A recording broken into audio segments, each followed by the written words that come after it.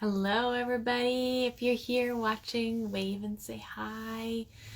Today we're going to go live with Aimee Fuhrman. She's the author of Smudged Pages. So we're just waiting to see if we can find her here. Hello, how are you?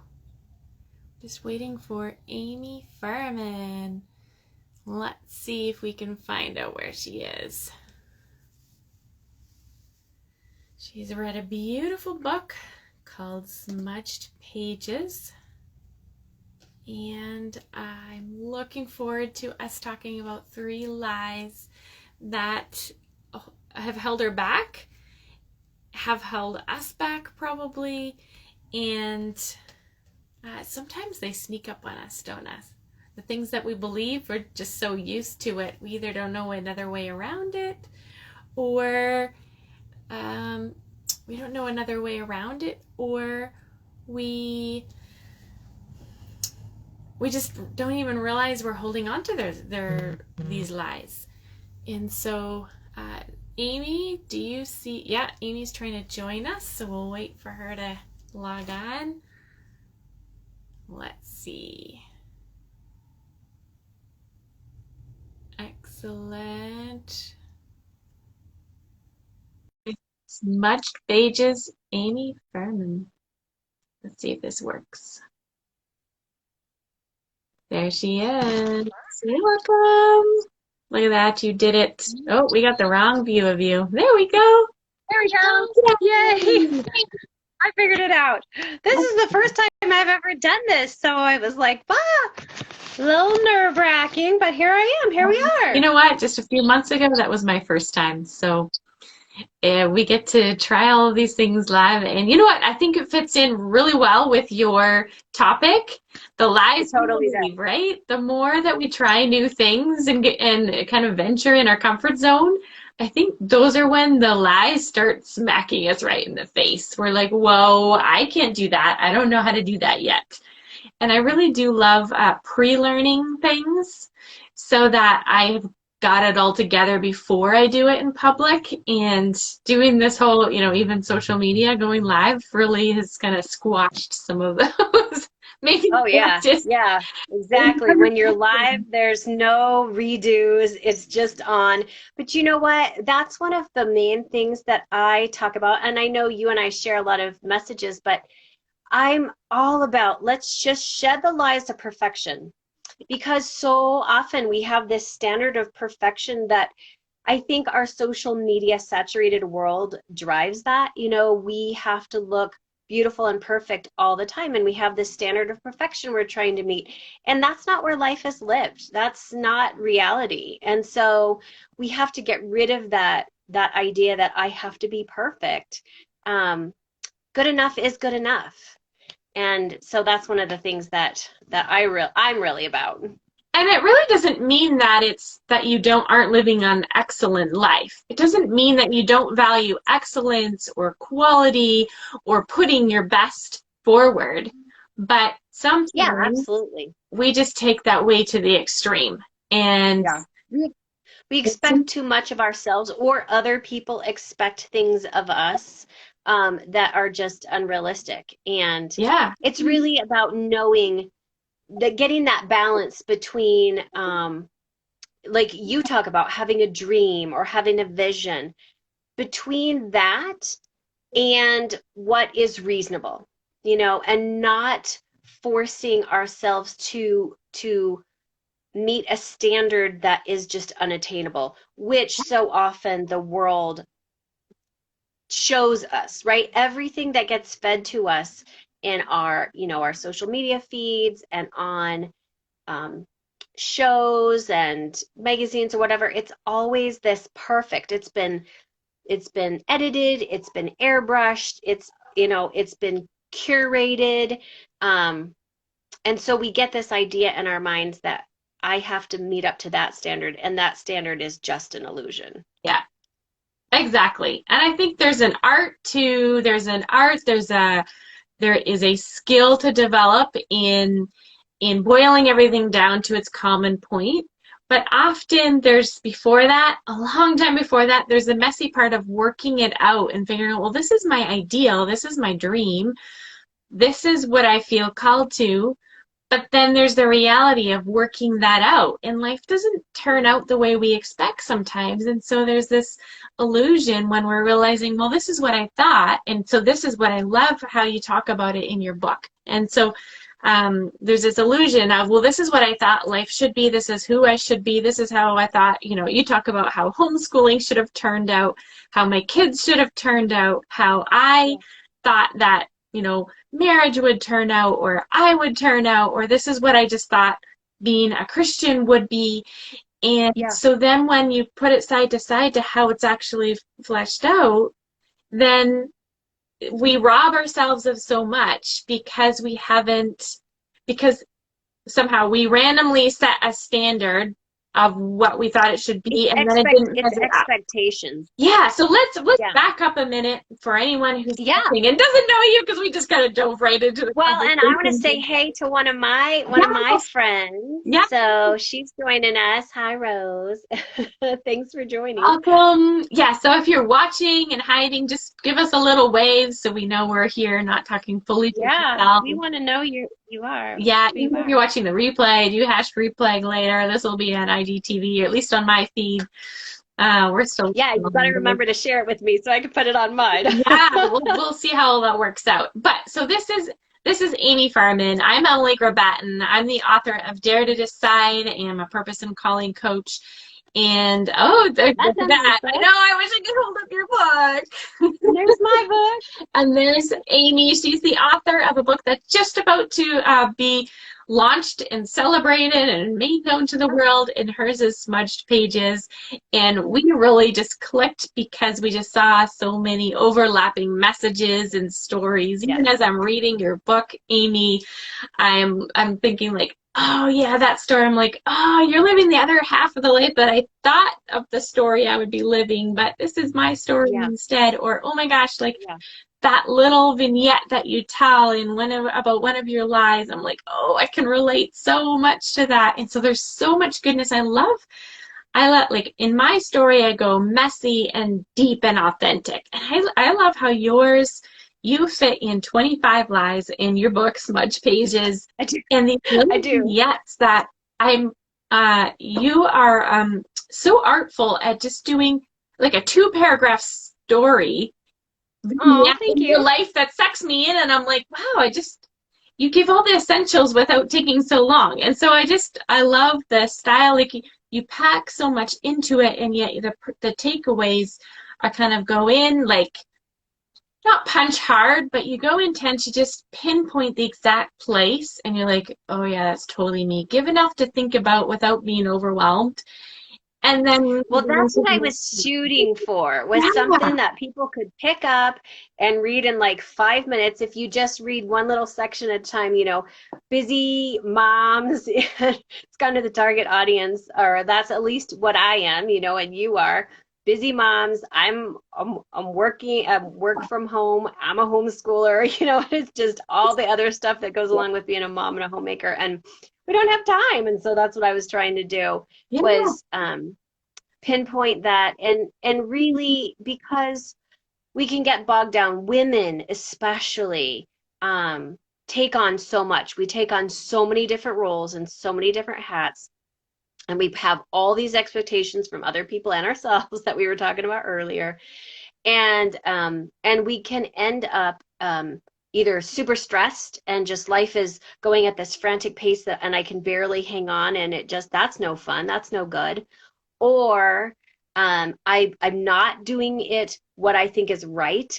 And so now I feel like a failure, and that can get to depression and hopelessness. So there's so many different things that can happen. And I just wanted to be like, no, you're okay. One, someone else has been there. I've been there. And two, you don't have to live in that place. There's a place of freedom and joy. And which then segues into your message, which once I can get rid of this idea of perfection, now I can say, okay, well, what is it that I can do with who I am and who God made me to be? Hmm. And so it's kind of And this. it doesn't mean you've conquered perfectionism before you start. It No, just means exactly no. like you said, you've recognized the idea enough to say, what if I start with who I am and what I have, and the whole process of working towards a dream or saying yes to something scary begins the process of the journey of Healing. shedding all of those Yeah. things. It basically puts us in a position to practice what we need to live out in order to shed those things. It doesn't just, Yeah. it in a nice safe container. That's not where you shed it all. It's in the messy Well, working. it's a give and take, and Mhm. it goes in spurts. Like even myself, I mean, I wrote the book, right? And I still, I'll gain ground and I'll be doing really well, and then maybe life happens or I get a little lackadaisical or whatever, and then I find, oh, I'm struggling with this again. Mhm. Um, which that's another part of the book, and actually the follow-up workbook to the book is just how do we keep in that sweet spot, that place of feeling joyful and at peace and rest? And that is all about a mindset and taking our thoughts there. There's a scripture, if you're a faith-based person, that talks about taking your thoughts captive to the obedience of Christ Jesus. But even if you're not, we can wrangle our thoughts and say, ooh, not going there, Yeah. and then renew our mind. And like, can I replace that? Even science, if we don't even look at scripture, science has shown that just the benefits of like positive thinking and gratitude and on all of that, which it's so fun because I love when science confirms what scripture said thousands of years ago. Yeah. God That's all the pieces designed us together. to be people who um, are full of gratitude and thankfulness, and who are seeing the positive. And when we can do that, that renews our minds and helps us stay the course after we've kind of rooted those lies out. Yeah. All right. Well, we promised our listeners here that we would talk about three lives, Relax. probably that they have dealt with or that pops up for them. So let's dive into three of the lies that are in your book, Smudged Pages. Okay. Just ones that we know are going to resonate. And Yeah. I don't know what you're thinking. I think we were thinking around the topic of identity and performance and success, Yep. the perfectionism. And so Well, I picked let's some, but dive if into you it. want to jump into some, I'm happy to talk Yeah, about well, whatever. we already talked about perfection, so let's dive into this one. Say one of them Okay. is I have to have the perfect appearance. And you had a Okay. powerful story around that started way back in the beginning of your life. And I love the spectrum, actually. While I'm talking about this, I'm going to do another tantrum. I love the spectrum of you. You're a perfect example writing your book. Some of your lies were you, they surfaced way back in your childhood and you could recognize them and you left them behind in your childhood, or some of them you took all the way into your adulthood. But some of them, I love that you recognized them while you were writing the book and you had to face them Yeah. and deal with them. And that just shows Yeah. like it's not that you waited to write your book till you had it all together and you figured it out. You said, no, I'm going to go here and wrestle this to the ground and I'm going to take other people with me to say, hey, come along because we're all here Yeah. together. So talk about I have to have the perfect appearance. Where did that come Okay. from? Um, that one did come from more when I was younger. Um, but I dealt with it as an adult too. That was one that I took with me. But it started when I was younger, just because I've always had a lot of autoimmune issues. I've always had really dry, rashy skin. Kids would say really nasty things to me. Um, and there was nothing I could do to control it, like I just, if you have eczema or if you have severe acne or whatever, you'll understand. It's just like I'm doing the best I can and I still look this way. So then I turned to fashion, to try and compensate for that. It was like, well, if my body isn't perfect, then I'm gonna try and at least put on perfection, put on that appearance, that fashion, Mhm. which, I mean, our culture just feeds that, Yeah. this idea that women have to be this particular way. You have to be this particular size and this weight. And, we change so much about ourselves. We change our hair, we try and get rid of the wrinkles, whatever it is, we change so much about ourselves in an attempt to have this perfect appearance physically. Um, and God, makes all of us just the way He wants us, beautiful and perfect. In fact, can I read a little something Yes, from one of my please books? do. Let's see if I can find it really fast. I'm gonna use my handy. But there's this idea that, um, oh, I don't know if I'll be able to find it really That fast. lies on Um, page 44. oh, look at you! I Thank know. you. I got your book on my computer here. I just don't have it to show. That's wonderful.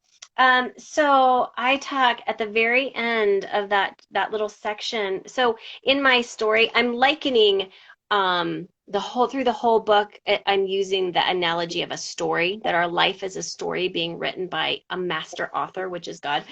And so in every story, there is usually a hero or heroine, and then an antagonist, the person that's like out to get you and thwart the. So our antagonist is the devil. And so I say, if the antagonist has you critiquing yourself in the mirror or eyeing the woman next to you in comparison, please know you are beautiful.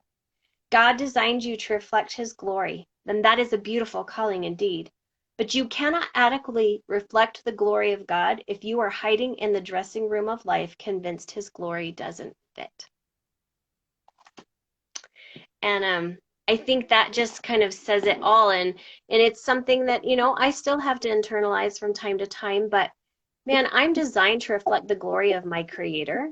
And He made me to reflect certain glory, and He made you to reflect other glory, and He made the viewers to reflect other glory. But if we're trying to like fit somebody's image, it's like trying to put on a swimsuit that doesn't fit and going, OMG, I look bad, And it's like, no, put on what you're supposed to put on, which is the glory of God, and then you're going to shine and look beautiful. And beauty in the appearance of it is only a fraction of what beauty encompasses too. Because the more you Yeah. realize, you know, a sunset is beautiful and it looks beautiful.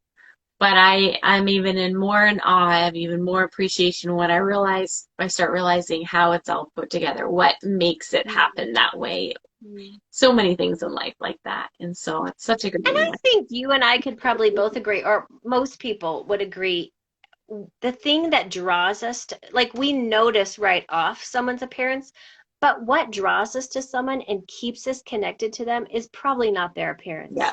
Are they kind? Are they honest? Are they funny? Are they full of joy? Do they smile a lot? Do they help people? Like, these are the character qualities that are really attractive. And beyond that split second, Yeah. when we first judge somebody, beyond that, those are the things that really matter and that really draw people to us or repel people either way. So, yeah. Absolutely. Absolutely. All right, let's go into another lie from the book. Let's see. Well, which one in that section is one of your favorites that you and liked writing? In in the section, I divided the book into, for everyone who doesn't know, into 5 categories of lies. So there's lies of acceptance, which are with like people, lies of performance, the things we do, lies of failure, the ways that we fail or think we fail, lies of expectations, those we talked about earlier. They could be things people expect of me or that I expect my life to be, and then view of God. Mm-hmm. So, that particular one, the lie of appearance, is a performance-based thing. Mm-hmm. But do you want to go to a different category? Sure. Yeah. Okay. How about I have to meet others' expectations of Yes. me? Let's go into that one. I was just reading that one this morning. And that is a lie of acceptance. Man alive, that can be really tricky. And that can start from the time we're young. You know, often in our families, our parents may have expectations of us, or teachers may have expectations of us. It can transfer into marriages sometimes, or not marriages, relationships. If you just have a significant other that may or may not be healthy, and there's expectations there that we're trying to meet, and we can get on this little, hamster wheel of trying to meet everybody's expectations of me, which may or may not be reasonable. And I talk about that because there is a difference between okay expectations. It's okay for my husband to expect that I'm not going to cheat on him, and me to expect that of him. Like, to expect that faithfulness and marital faithfulness, that's an okay expectation. But if he expects me to, I don't know, or I expect him to always do it my way, and that's not a reasonable expectation. Mm-hmm. So we have to one, judge and have a little discernment. Is this thing that this person is expecting of me, is that reasonable? And is it and then also, what comes into play is who says it's reasonable. Like, because my book is all about God, and is it the world and our culture that says this is reasonable, or is it God that says it's reasonable? And so that's another factor that gets in there. But looking at it, at the expectation, and saying, is this reasonable? Can I humanly do this? Is this something God would even want me to try to do, per his standards, his word? And if it is, okay, now maybe if it's hard, I need to ask for help, get some help from God, from the Holy Spirit, or whatever, or some training maybe that I need. But if it's not a reasonable expectation, now I got to let that go. And that can be super hard. And in my book, I talk about an expectation that my mom had of me, that was just not reasonable. It really wasn't. And it was so weird because it wasn't her. Like, it was just this thing that happened, and It's just a it just wasn't the misunderstanding. mom I knew. Yeah. Yeah, it wasn't the mom I knew. And so that made it really hard, because I loved her and I wanted to please her, and I wanted to meet this expectation, but it was not reasonable. And finally I had to come to the realization that, while this is not an okay expectation. And now I had to let that go. And sometimes when we stop meeting those unreasonable expectations of people, there's going to be backlash, and that's really hard. Mm-hmm. And so then we have to be okay with that.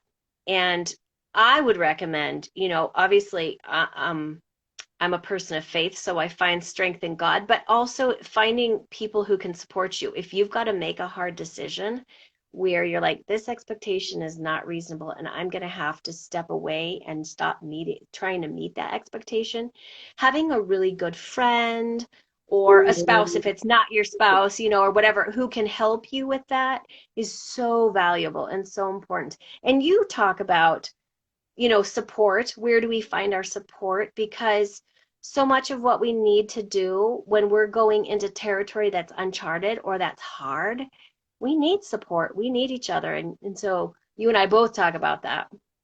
Yeah, it's because it's attached to so much. Sometimes it's attached to your identity. Sometimes it's attached to a core need that actually what you were created for it to be filled, and but not necessarily by the situation you're trying to fill it. And so take it, or sometimes when it's just a habit, it's something naturally we've done. It we second guess ourselves to say, is this a situation where this applies, or is this where I'm supposed to be compliant? Is this being disrespectful? Sometimes we're so close to this situation.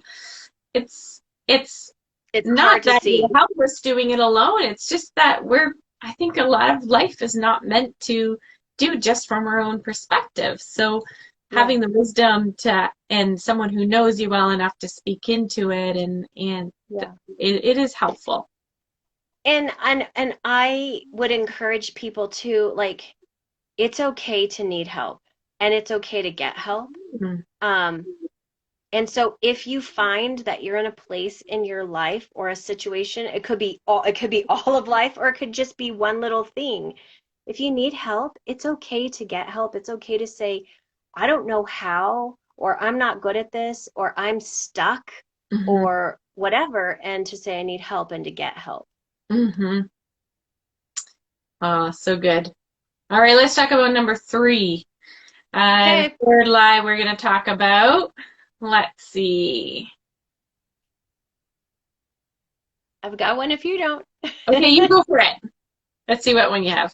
So this is one of expectations. Everything would be better if just X, Yes. Y, Z. Yeah. Let's go there. Fill in the blank. Fill in the blank.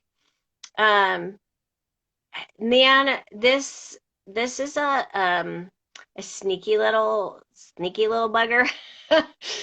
And it was huge for me. And I didn't really like I sort of this was one of those where I as I started writing the book and I started figuring out like what lies do I want to put in here and what have I bought into and I started fine tuning things. This one really kind of came out. I was like, oh man, I have lived so much of my life thinking I would be happier if dot dot dot.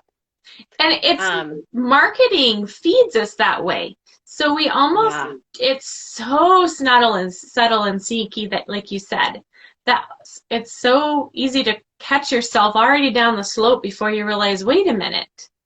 So yeah, right. yeah, I can see why Yeah. you would say it's Yeah. sneaky. And that can be we end up putting expectations on other people. So I would just be happier if my husband would help me more. Mm-hmm. Or it could be expectations of ourself. I'd be happier if I could just keep my house clean. Or it could be expectations of um, life. I'd be happier if I didn't live in this city. I'd be happier if If I I could reach make more this money. goal, then I'll be happy. Or yeah. Yeah. Mhm. Oh, could be of God. Well, I'd be happier if God would fill in the blank. Um, and the reality is, I talk about the difference between happiness and joy.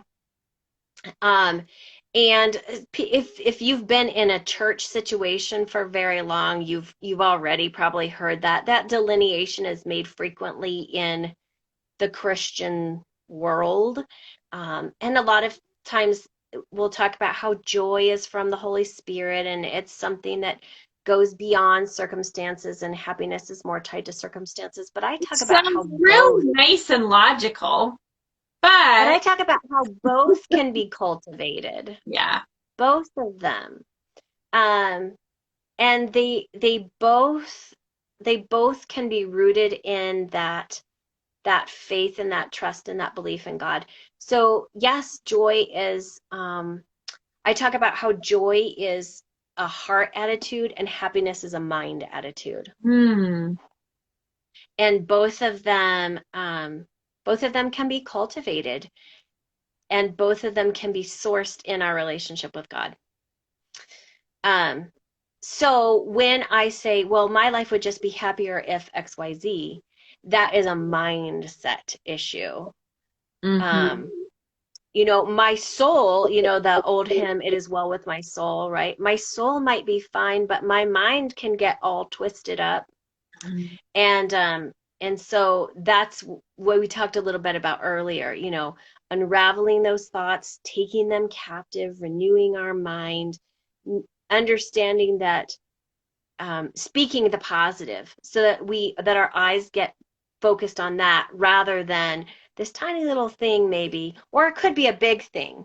But even so, even when there are big things that are going wrong, I love reading stories of the Jews during the Holocaust of World War II.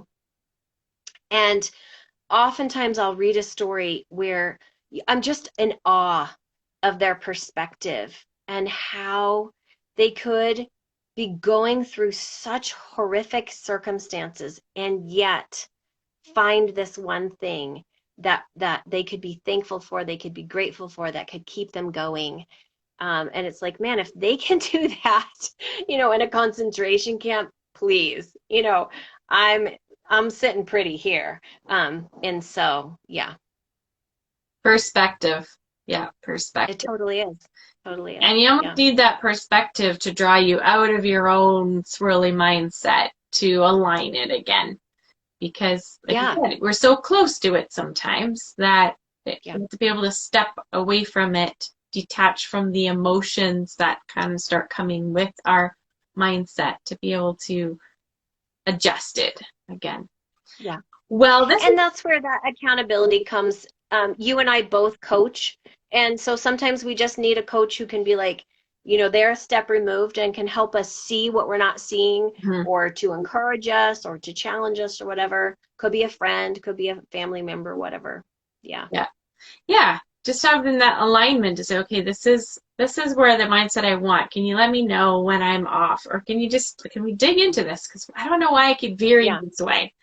Yeah. Yes. Absolutely. Yeah. Well, this has been a delight, Aimee. And so It has. tell us, tell us about your book launch that is coming up. And if someone wanted to know a little bit more, we've got lots of prizes I know happening that day too. If you love Oh, books, then that's a reason enough to come hang out at a book launch. But yeah, tell us absolutely. a little bit about that. I think I got about 12 other people's gifts in addition to all the stuff that I'm going to be giving away. But my book, Smudged Pages, Letting Go of the Lies and Letting God Write Your Story, along with the workbook, the companion workbook, which I don't have in my hands yet, but it will be here by then. Please. um, they launch on Thursday, May 13th at 7 p.m. Mountain Time, which is what time is 9 your time, Emily? Yeah. Yeah, Nothing, Emily's gonna MC nothing. it. So yay, thank you to her. Mhm. Um, but we're gonna have a lot of fun, and this whole month leading up to that, if you would like to join the Smudged Pages VIP Facebook group. So that's where you would find it, as Smudge Pages VIP. That's a Facebook group where every single day I'm going on, I'm reading little snippets from the book, I'm giving scriptural encouragement.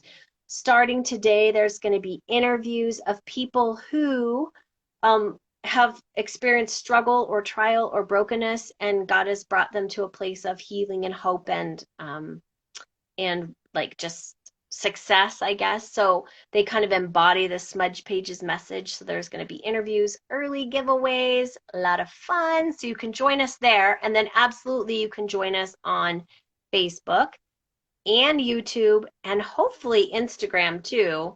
That, and if we can, I Mhm. think we can figure it out. We're doing this, so I think we can figure it out. That night, that's all under Smudge Pages. So So fun. yeah. So if you are recognizing, you know what, I think these lies are just sneaky. What other lies might be holding me back from the life that I'm feeling called to? And you're just ready to immerse yourself. I've been through conferences where it's an immersion experience and you're just saturating yourself with messages and realigning yourself.